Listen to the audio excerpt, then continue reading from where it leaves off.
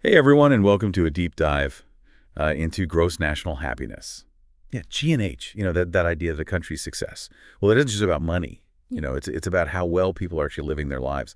We got some really interesting research and articles here, and we're going to explore how this concept, this Bhutan-born concept is finding its way into places, like closer to home, like Victoria, BC, and even Vermont. Yeah, it's really fascinating to see how GNH is catching on globally. We've been fixated on GDP for so long as the ultimate measure of progress. But GNH challenges that. It says, hold on, what about well-being? What about the things that truly make life worth living? Exactly. Like looking at the whole picture, not just the, economic snapshot. Speaking of Bhutan, I was reading about the fourth king Jigme Singye Wangchuck, who actually coined the term GNH. Mm. And he said, gross national happiness is more important than gross domestic product. Talk about a leader with vision. Absolutely. What King Wangchuck recognized back in the 1970s was that, true progress needs to be measured in terms of people's well-being, not just economic output. So GNH takes this multidimensional approach, emphasizing things like environmental sustainability, cultural preservation, good governance, all those factors that contribute to a thriving society. So it's not just about being happy all the time. It's about creating a society where people can flourish. But that begs the question, how do you actually measure something as complex as happiness? That's where Bhutan really gets innovative. They've developed this fascinating GNH index, and it goes way beyond just asking people if they're happy. It's a multidimensional index that looks at 9 key areas of well-being. 9 areas. Oh. Okay, lay it on me. All right, so they look at psychological well-being, health, education, how people use their time, the strength of their cultural traditions, the quality of governance, the vibrancy of their communities, the health of their environment, and of course, their living standards. Wow, that's comprehensive. It's like they're trying to get a 360-degree view of what makes a good life. But I'm curious, how do they know if people have enough in each of these areas? That's where things get really interesting. They actually use a method called the Alkira-Foster method, which was initially developed to measure poverty. But instead of just looking at deprivation, they use it to assess whether people have sufficiency in these different domains. So hold on. It's not just about meeting basic needs. It's about having enough to thrive. Exactly. It's about making sure people have the resources and opportunities to live fulfilling lives in all aspects of their being. This is blowing my mind. And what's even more exciting is that this idea of GNH isn't just confined to Bhutan anymore. We have examples right here in North America of places experimenting with these principles. Right. There's Victoria, BC, where researchers adapted the GNH index to measure community well-being. They focused on things like social connections, access to arts and culture, and how strong people's sense of belonging was. So they took the core principles of GNH and tailored them to their own context. What I find so cool is that they didn't just measure well-being. They actually used that data to make positive changes in their community. We'll dive into that more later. And then there's Vermont. They've taken a slightly different approach, focusing more on incorporating GNH principles into their policymaking. Right. They have that Pursuit of Happiness Day, which is fantastic.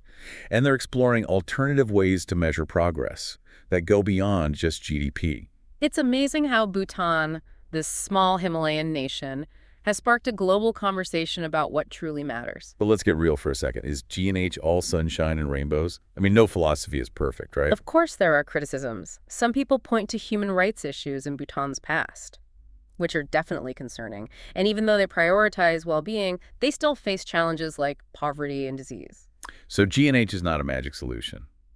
But even with those challenges, what's important is that it's prompted a conversation about redefining progress. It's got people questioning whether relentless economic growth should be our only goal. Precisely. And that brings us to a crucial question. How do you actually measure GNH? What does Bhutan's GNH index look like in practice? We'll unpack that next. All right, so we've established that Bhutan's GNH index is this incredibly detailed tool for measuring well-being. But let's get into the nitty-gritty. How do they actually measure something like psychological well-being? It's not like you can just put happiness on a scale. Yeah, you're right. It's complex. For psychological well-being, they look at things like, how prevalent negative emotions are in the population levels, of life satisfaction, and even the strength of people's spiritual lives. So it's not just about feeling happy all the time. It's about a sense of balance and purpose. Exactly. And it gets even more fascinating when you look at how they measure something like time use, which is another one of the 9 domains. Okay, time use. Break that down for me. How does that factor into happiness? Yes. Well, they look at how much time people spend working, commuting, sleeping, socializing, engaging in leisure activities, all of it. What they're trying to understand is whether people feel rushed and stressed or if they have enough time for the things that are important to them. It's like they're measuring work-life balance on a national scale. I'm starting to see how all these pieces fit together. But with so many indicators, how do they decide which ones are more important? Well, each of the 9 domains carries equal weight in the overall GNH index. But within each domain, certain indicators are given more weight than others. So how do they determine those weights? Yeah, It sounds like a pretty intense process. it is, but it's also quite clever. They use a combination of statistical analysis and consultations with experts. So they analyze survey data to see which indicators have the strongest correlation with overall well-being. Then they bring in experts from various fields to provide their insights and make sure the weights make sense in a real-world context. So it's a blend of data-driven analysis and human judgment. I like that. Can you give me an example of how that might work in practice? Sure, let's take the domain of health as an example. Within that domain, an indicator like life expectancy at birth would likely carry a higher weight than something like frequency of physical exercise. While both are important for health, life expectancy gives you a more direct measure of overall well-being. That makes sense. You're looking at those fundamental factors that really contribute to a long and healthy life. Now, you mentioned earlier that other places are taking inspiration from Bhutan's GNH. I'm eager to hear more about how they're putting these ideas into action. Right. We talked about Victoria, BC, where researchers actually went out and conducted their own version of a GNH survey tailored to their community.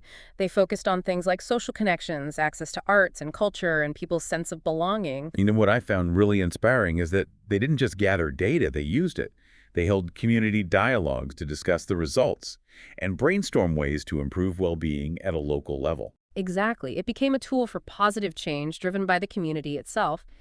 And then there's Vermont, which has taken a different approach, focusing more on integrating GNH principles into their policymaking. Right, they had that Pursuit of Happiness Day, which is fantastic. And they're exploring alternative ways to measure progress that go beyond just GDP. It's like they're creating a GNH-inspired policy framework, which is really interesting to see. But, we have to be realistic. Even with all this innovation, there are bound to be challenges in adapting GNH to different contexts. You're reading my mind. I was just thinking, how do you translate something as culturally specific as GNH to other parts of the world? Bhutan has such a unique spiritual heritage. Can you really just transplant those values elsewhere? That's a valid question, and it's something researchers and policymakers grapple with all the time. There's definitely a risk of imposing Bhutanese values on other societies, so the key is to be mindful of cultural differences and adapt the approach accordingly. It's like you can't just copy and paste happiness. You have to tailor it to the specific context.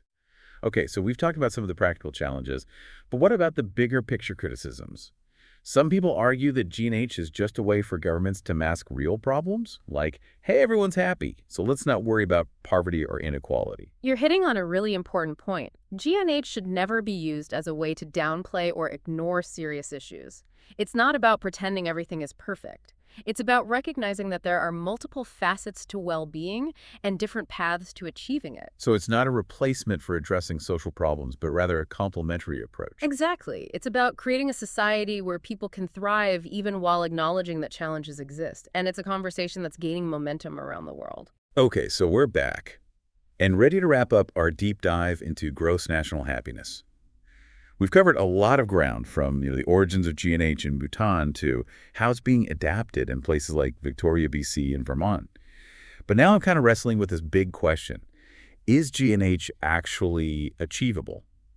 Or is it just this beautiful ideal that's impossible to fully realize in the real world? Yeah, that's a question that's been debated for decades. Yeah. And there's no easy answer. Some argue that GNH is inherently aspirational. It's about setting a direction, a goal to strive towards, even if we never perfectly reach it. So it's like a guiding principle, like a North Star for our choices as individuals and as a society. Exactly.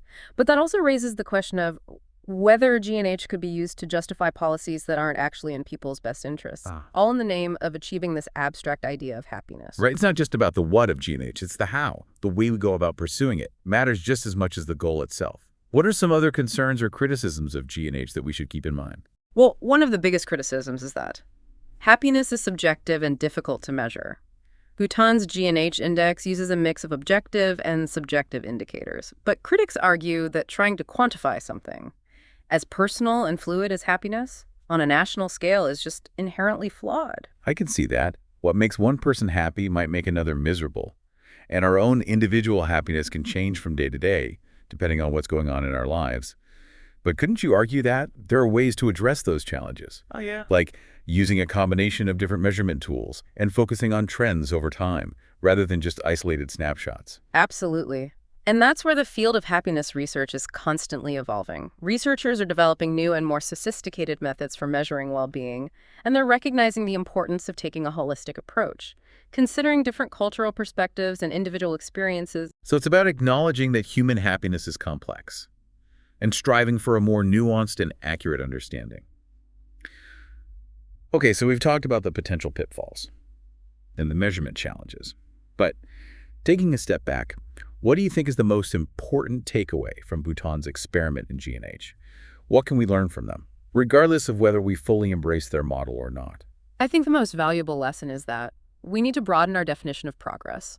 For too long, we've equated progress with economic growth, often at the expense of social well-being, environmental sustainability, and cultural preservation. It's like we've been chasing the wrong metrics of success.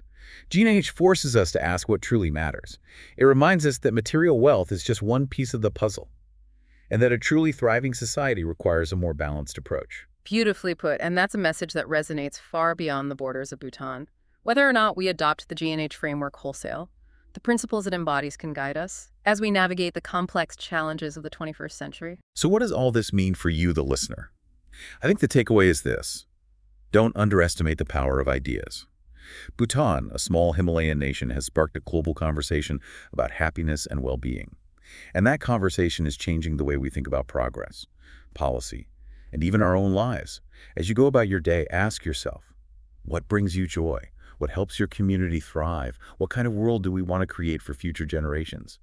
Let Bhutan's experiment in happiness inspire you to think bigger, act bolder, and never stop striving for a better future. And if you're curious to learn more about GNH and explore the sources we've discussed today,